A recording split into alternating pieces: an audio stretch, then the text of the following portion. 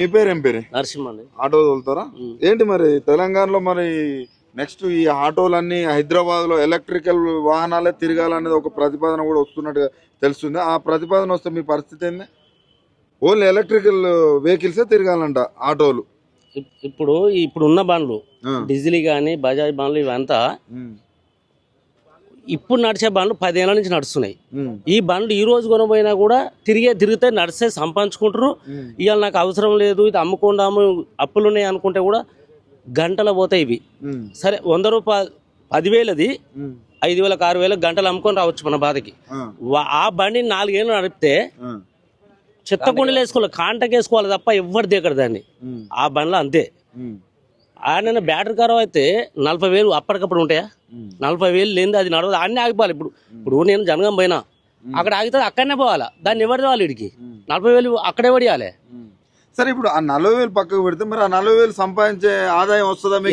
ఎట్లా వస్తుంది? నలుగురు ఎక్కిరంటే అది ముందుకు పోదు. మరి దాన్ని వెనకాల ఎవరు నుకాలా? ఎట్లుంది సంవత్సర కాలంలో రేవంత్ రెడ్డి పరిపాలన ఎట్లా ఉంది? ఇక చెప్పటట్లేదు, వింటున్నాం కదా. వాడు ఎక్కడ చేసిండని మంచిగా ఎడ చేసిండు, ఎవరు చేసిండు? ఇప్పుడు ఏం చెప్పిన అంటే, నేను గ్యాస్ 500కు ఇస్తా అన్నాడు. 500కి ఇస్తా అన్నాడు. 500 రూపాయలు తీసుకోవాలా, 900 చిల్లర 900 తీసుకుంటుండు.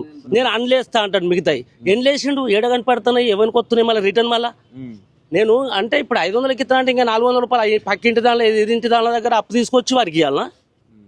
మళ్ళీ తీసుకుపోయి అలాగెళ్ళి తెచ్చి మళ్ళీ వానికి పక్కింట్లో కట్టాలనా? ఈ అవసరమా? వాడు 500 అన్నప్పుడు 500కే తీసుకోవాలి కదా. మహిళలు ఈ రోజు కోటేశ్వర్లు అయ్యే పరిస్థితి కాంగ్రెస్ ప్రభుత్వంలో ఉందా? సరే, వాడు అన్నాడు, వచ్చినాడు అన్నాడు, ఇప్పటికి సంవత్సరం అయింది. ఎక్కడన్నా కోటేశ్వరాలు అయ్యిందా? వాడు వచ్చినాక అయ్యిందా అని చెప్పువాను? ఏమైనా చెప్పువాను? వీడు వచ్చినాక నేను బాగుపడ్డా. 5 ఏళ్లలో చేస్తాడట. 5 ఏళ్లలో వాడు పోయేటప్పుడు చేస్తే వాడు నువ్వేం చేయాలి? పోయేటప్పుడు వచ్చినోడు చేయడా? సరే, చేస్తాడా చేయడం సంగతి వాడు. నువ్వు పోయేటప్పుడు ఏం దిగపోనికా? ఇవన్నీ నువ్వు కొని పోనీకి మమ్మల్ని నమ్మేయనిక? ఆ రోజు ఇవన్నీ ఒప్పుకున్నావు 200. అయితే ఇప్పుడు అది ఎవరికి వస్తుంది? నాకు ఒక్కసారి వచ్చింది, ఫస్ట్ ఒకసారి వచ్చింది, ఫ్రీ వచ్చింది. రెండోసారికి అవి ఇవి అంతా కలిపి ఇప్పుడు రోజు మన నెలకు 1,500 1,600 ఇట్లా వస్తుంది. 1500-1600 వస్తుంది. ఏమున్నాయి? ఫ్యాన్లు, కరెంటు, ఫ్రిడ్జ్ మాత్రం కంపల్సరీ ఉండవలసిందే. వాడికి లేవా? వానికి లేవా? ఎవరికైనా ఉంటాయి కదా. మరి మాకు ఇంతవరకు గతి లేదు. అది ఫ్రీ అనే మాట లెక్కలు. గత ప్రభుత్వంలో ఇప్పుడు 1,500 కరెంట్ బిల్ వచ్చిందని అప్పుడా 800 700 800 వచ్చేది. దానికే మేము ఒత్తుకునేది.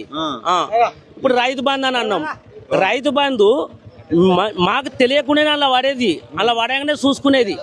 ఇప్పుడు మొత్తుకున్న వాడు ఇస్తలేడు. రైతు బంధు 5,000 ఇస్తా, 15,000 ఇస్తా సంవత్సరానికి అన్నాడు. ఇప్పుడు 3 గారాల నుంచి గతి లేదు. 3 గారాల నుంచి ₹1 ఇవ్వలేదు. మరి ఎవరికి ఇస్తాడు? ఎక్కడ ఇస్తాడు? ఎప్పుడు ఇస్తాడు? ఇవి ఇస్తాడు, తిరిగి తిరిగి ఇస్తాడా? అరే ఎన్ని ఆయుధాలు పెడతాడు? నాలుక తాటి మాట వాది. ఎన్ని అబద్ధాలు! వాడు రానికి అబద్ధాలు ఆడింది తప్ప ఇయ్యనికి కాదు. ఇప్పుడు నా సత్యంగా, నా ఇవానంగా, నా ధర్మంగా దేవుని పవానం చేసి మాట్లాడిన ఇవన్నీ ఇస్తానని 6 గారెలు ఇస్తానని అవి అబద్ధాలు. వాడు రానికి అబద్ధాలు, అవి గెలవడానికి అబద్ధాలు, పబ్లిక్ ముంచు దోసుకోవడానికి తప్ప వాడు ఏం లేదు వాడు చేసే పని. వాడు చెయ్యడు కూడా, వాడితో కాదు కూడా. అదే టీఆర్ఎస్ తెలుసా? TRS super. వాడు మాట అన్నాడు, అన్నీ చేసి అంటే ఆయన పెద్ద చేయలేకపోయాడు. 3 ఎకరాలు అన్నాడు. ఏడు తెచ్చిస్తాడు? ఎవరి దగ్గర ఉందని ఇస్తాడు? అది ఒకటి మిస్ అయింది, ఒప్పుకున్నాం. అది అయింది. అయితే ఇప్పుడు ఏది డబల్ బెడ్రూమ్ అన్నాడు. సరే, వాడు లాస్ట్కు ఇస్తున్న టైంలో వీడు ఇయ్యనేలేదు. ఎందుకంటే వాడు ఇస్తే వీడు గెలవడానికి, వాడు ఇయ్యనేలేదు. వాడు అప్పటిదాకా ఎప్పుడో ఇస్తే బాగానే ఉంటుండే, ఇయ్యలేదు. కానీ మరి వీడియో చేసింది ఏముంది? అన్ని వాడు చేసినాయి. ఇందిరా మీన్లు ఎక్కడున్నాయి? వాడు చేసినాయి. ఇప్పుడు ఎవరికైనా ఇస్తే వాడు చేసినట్టుకే ఇయ్యాలి. వీడు వాందే ముద్దాడాల. వీడు వచ్చిండు కదా, వాందే ముద్దాడాల, వాందే సపర్యాల. వీడు అంతే, ఏం లేదు. వాడు అంతే, ఏం లేదు సార్. కాని పని వాడితో కాదు కూడా. రైట్.